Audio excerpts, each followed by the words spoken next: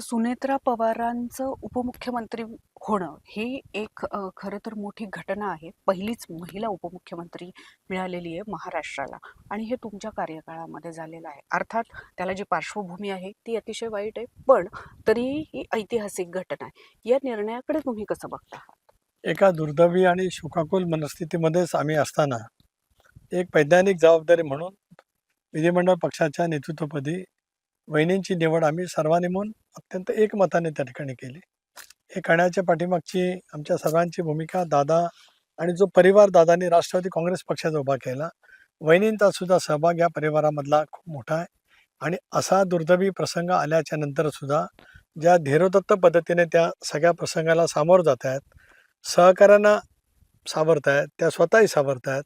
अशा वेळेला एक महिला उपमुख्यमंत्री ही म्हणजे एकतर ज्या परिस्थितीमध्ये झाली त्याचं शल्य दुःख आमच्या आयुष्यात शेवटपर्यंत राहील, आमचं आयुष्य असेपर्यंत.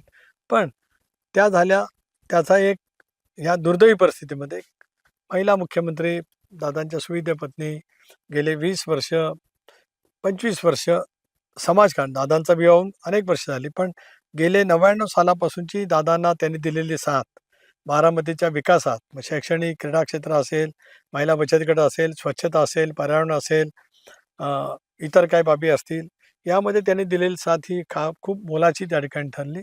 म्हणून स्वाभाविकपणाने त्यांच्याकडे नेतृत्व जाणं हे स्वाभाविकच आहे.